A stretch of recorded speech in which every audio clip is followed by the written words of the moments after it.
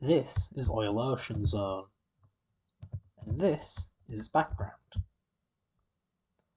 If you're watching this video, you're probably already familiar with it, and you know that it repeats. You have this tower on the left, a gap, big building, tower, gap, big building, etc.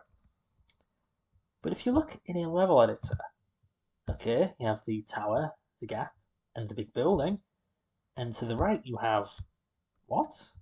A gap, small building, tower, gap, big building. What's going on here? How come the background is skipping this part? Or should I say, why is it repeating this part over and over and not showing this part? Well, to understand that, you need to understand how the game draws, or should I say how the Mega Drive draws.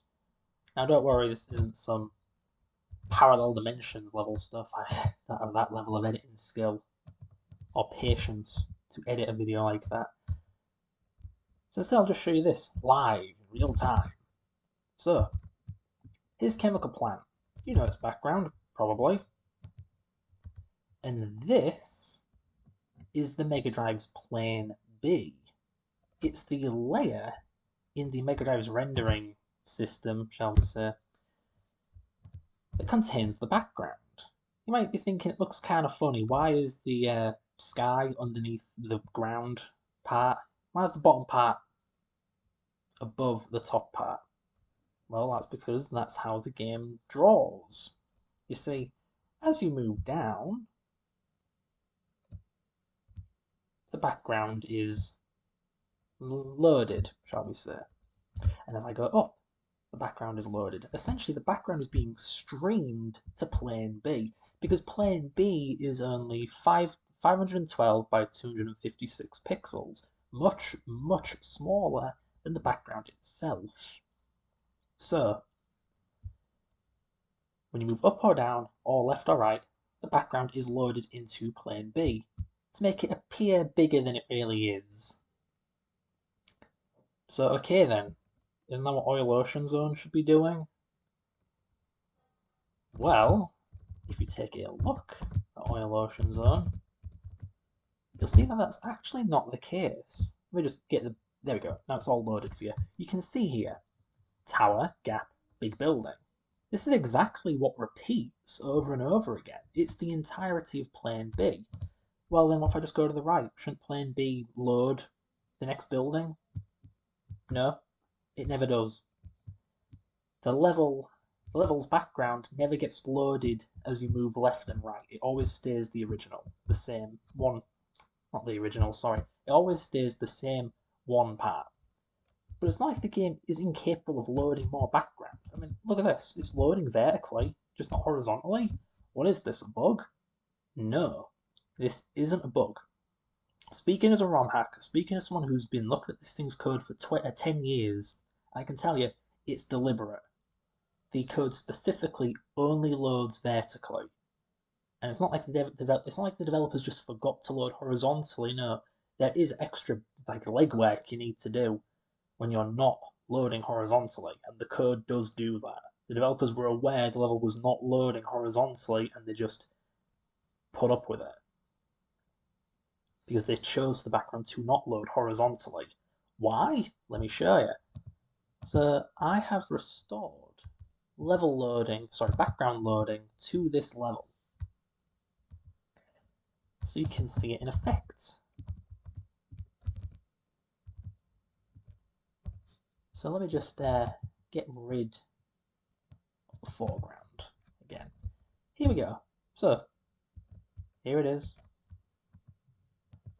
You have the tower on the left, the gap, and then the big building, and then, ta-da! The small building. We did it. The background is complete. Huzzah! Except there's more to this background than the factory, or the oil plant, whatever you want to call it. There's actually a sky too. Whoa, radical. It has a sun with a nice heat haze effect. It's got clouds, and when you move, a parallax effect is made. Where'd the sun go?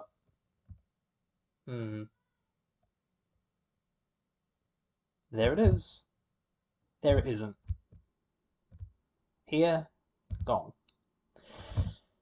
Oh dear. So by making the level load its art as you move around, we've somehow made the sun disappear. Why is that happening? Well, the level editor can explain. As you can see, in the sky you have the sun and the clouds. But as you go to the right, there is no sun, and there are different clouds. Now, because of the way the game loads or streams background art, it can't fit the sun. This part right here of the map gets replaced with this part. In fact, I don't need to explain it, I can show you it. Here's the plane again. So, I just whiz over to the left, go down. Right, there's the factory. Well, let me show you half and half. Here's the factory and the sky. Look what happens as I move to the right. The background starts to change until, and let me just get this on screen for you, until it overwrites the sun, and then the sun goes away. So, open and shut, it's because if you enable dynamic level background loading, you delete the sun. That nothing can be done about that, that's just how the game renders, right? No. The game does have a way around this. It solves this issue in other zones, in particular Scrap Brain Zone from Sonic 1, and also Green Hill to some extent, and Chemical Plant. You see, Chemical Plant has a very elaborate background, to say the least. And as you can see, there are these two sections here. This part with the buildings, and this white part underneath it. Now watch what happens when I move to the right. Notice how there are apparently two different seams in plane B. The white part updates at a different speed to the dark red bit. So clearly the game's level drawer, background streamer, isn't stupid, it's not basic. It can load different parts of the background at different speeds. And we can apply this to Oil Ocean. If we just take Oil Ocean Zone's, Chemical Plant Zone's drawer and just apply it to Oil Ocean Zone,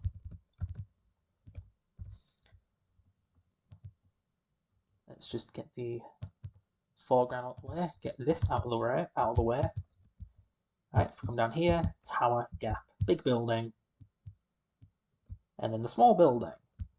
Now let's go back to the left, take a peek at the sun, and see if it disappears. So, nope, the sun's not disappearing. Because Chemical Plant Zone and Scrap Brain Zone's background drawers are more advanced. They allow different sections of the background to be streamed at different speeds. You can see this for yourself in the plane viewer. So, let's go to the left, let's go down. Alright, so there's the factory, and as I move to the right, the factory is streamed to plane B, and that shows you the unused portion of the background. Now, if I show you the sky, check this out. As I move to the right, the foreground is updated, foreground of the factory is updated, but the sky is not, avoiding this issue completely. And there it is. That is fixed. Why didn't Sonic Team do this back in 1992? I have no idea. It's really not hard to adapt Chemical Plant Zone's background drawer to this level. They just didn't seem to think of it. They opted for the simple renderer, which really isn't meant for complex backgrounds like this one. It's more useful for Metropolis. You know, Metropolis. The level with this background. Yeah. Much more appropriate for the simple, squarey streamer.